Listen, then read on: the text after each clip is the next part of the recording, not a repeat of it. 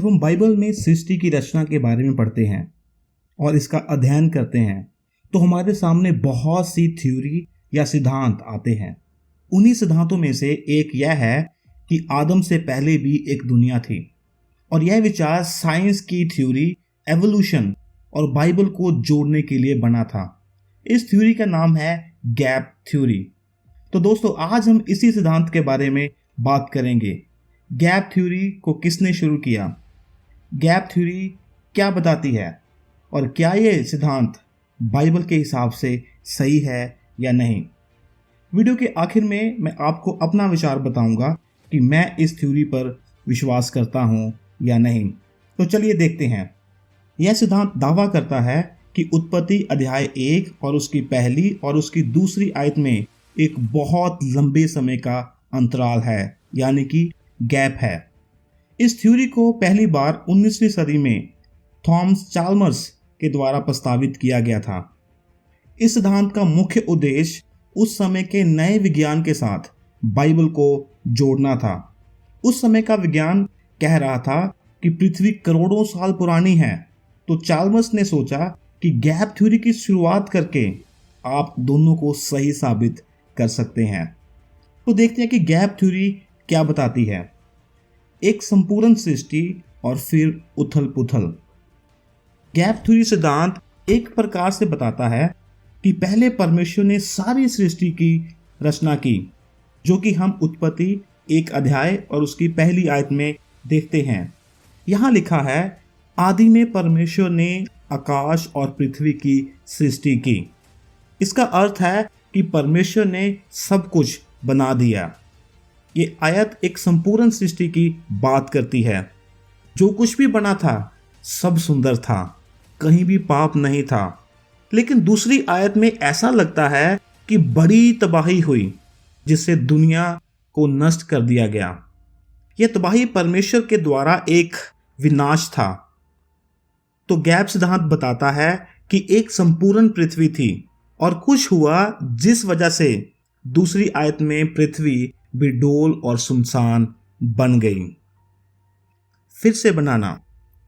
पहली और दूसरी आयत में लंबे समय के बाद परमेश्वर ने फिर से सृष्टि को बनाना शुरू किया, और उत्पत्ति का पहला अध्याय ओरिजिनल पृथ्वी के बारे में बात नहीं करता, लेकिन उसके बाद परमेश्वर ने जो पृथ्वी बनाई थी उसके बारे में बात करता है। दूसरी पृथ्वी की रचना लाखों करोड़ों सालों के बाद की गई। यह विनाश या सजा क्या थी और क्यों थी?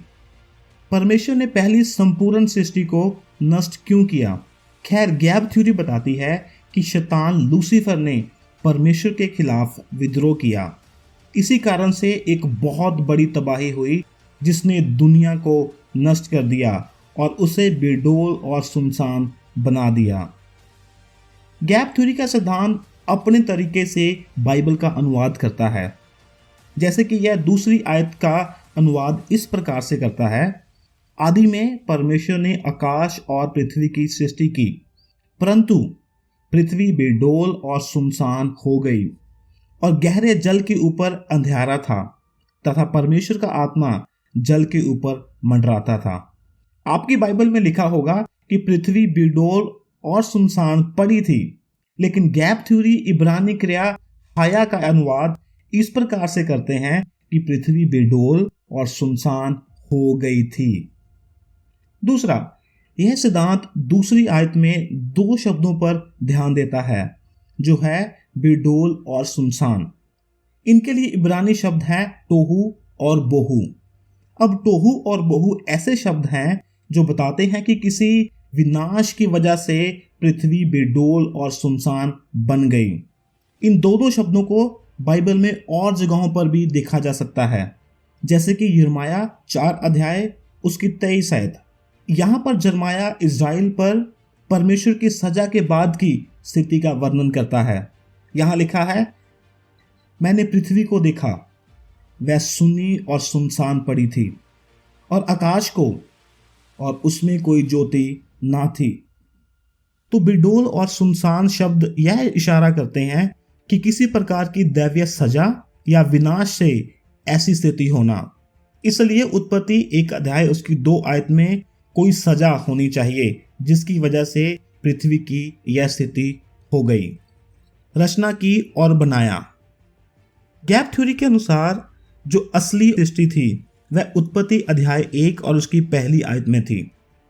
उत्पत्ति में जो 6 दिनों में परमेश्वर ने बनाया वह असली पृथ्वी नहीं थी, लेकिन नाश हुई पृथ्वी को ही परमेश्वर ने फिर से बनाया था। गैप थ्योरी सिद्धांत इब्रानी 2 क्रियाओं में अंतर लेके आता है, जो है 12, जिसका अर्थ है किसी चीज को बिना किसी चीज से बनाना, और आशा का अर्थ है किसी चीज को दोबारा से बनाना।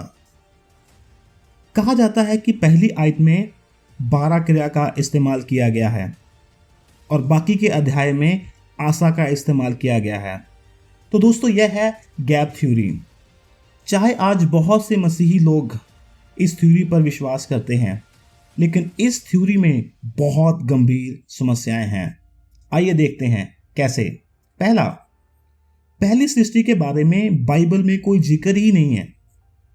यह सोचना बहुत ही कठिन है कि एक पूरी पृथ्वी नष्ट हो गई और बाइबल में उसके बारे में सिर्फ एक ही आयत है, और ज्यादा जिक्र उस पृथ्वी का किया गया है जिसको दोबारा से बनाया गया।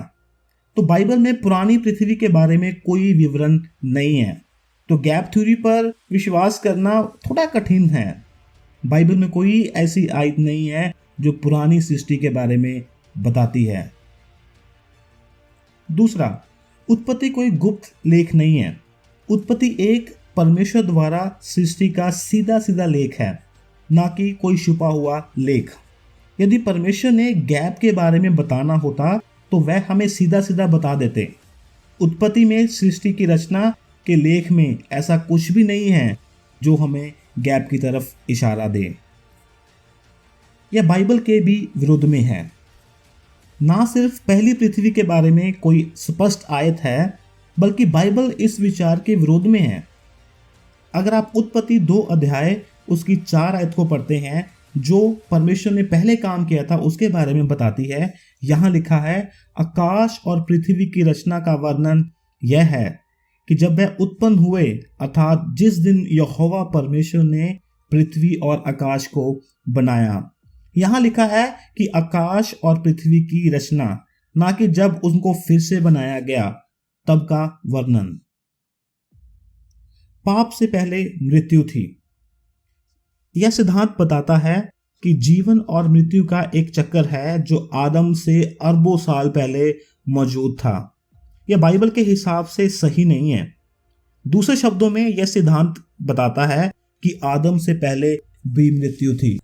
अब रोमियो 5 अध्याय उसकी 12 में लिखा है, इसलिए जैसा एक मनुष्य के द्वारा पाप जगत में आया और पाप के द्वारा मृत्यु आई, और इस रीति से मृत्यु सब मनुष्यों में फैल गई क्योंकि सब ने पाप किया। तो पाप संसार में कैसे आया?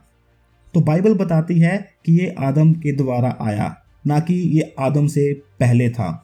और यदि हम पहला कुरिन्थियों उसका 15 अध्याय उसकी 21 आयत पढ़ते हैं तो यहाँ लिखा है, क्योंकि जब मनुष्य के द्वारा मृत्यु आई तो मनुष्य ही के द्वारा मरे हुओं का पुनरुत्थान भी आया। इसलिए बाइबल कहती है कि मनुष्य और पशु दोनों के लिए मृत्यु संसार में तभी आई जब आदम पाप को संसार में लाया, ना कि इससे पहले। इब्रानी क्रिया हाया का गलत इस्तेमाल। जो कहते हैं कि उत्पत्ति 1 अध्याय उसकी 2 आयत में इब्रानी क्रिया का अर्थ है कि वह बन गई थी। यह लोग इसका सही अर्थ नहीं निकाल रहे हैं। इस क्रिया का साधारण अनुवाद है जो है थी, वॉज। बाइबल के बहुत सारे विद्वान इस आयत में हाया के इस अर्थ पर शक करते हैं और मानते हैं कि यह सही अनुवाद नहीं है जो गैप थ्योरी हमें बताती है। इसलिए एक सिद्धांत को शक के अनुवाद पर आधारित करना गलत है। बेडोल और सुनसान। टोहू और बोहू, जिसका अर्थ है बेडोल और सुनसान, इसका यह मतलब नहीं कि यह किसी विनाश के बाद हुआ है जैसा कि गैप थ्योरी हमें बताती है। इसका अर्थ हो सकता है आकार रहित और ना भरा हुआ या खाली। जैसे कि ये घर है, ये आकार रहित है और खाली है। इसका यह अर्थ नहीं कि इसको तबाह किया गया था, इसमें कोई नहीं रह रहा, इसको पूरा नहीं किया गया। तो अब दूसरी आयत में कहा गया है कि यह बेडौल और सुनसान थी। उसका अर्थ है कि पृथ्वी अभी तक पूरे तरीके से बनी नहीं थी। पृथ्वी अभी ऐसी स्थिति में थी कि मनुष्य के रहने के लिए यह तैयार नहीं थी। इसलिए जो आकार रहित था परमेश्वर ने उसको आकार दिया, और जो खाली था परमेश्वर ने उसको भरा। यिर्मयाह 4 में हमें उसका संदर्भ दिया गया है, जहां पर टोहू और बोहू का इस्तेमाल किसी विनाश के बारे में बताने के लिए किया गया है, और यह उत्पत्ति से बहुत अलग है।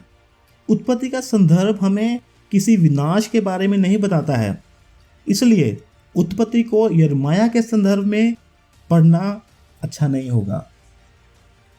रचना और फिर से बनाना। गैप थ्योरी इब्रानी भाषा के दो शब्द रचना करना और बनाना में अंतर बताता है, जबकि ये सही नहीं है। दोनों शब्दों को एक दूसरे के लिए इस्तेमाल किया जाता है। इन दोनों शब्दों को उत्पत्ति 2 अध्याय उसकी 7 आयत में देखा जा सकता है, जहां पर ये दोनों एक जैसे ही हैं।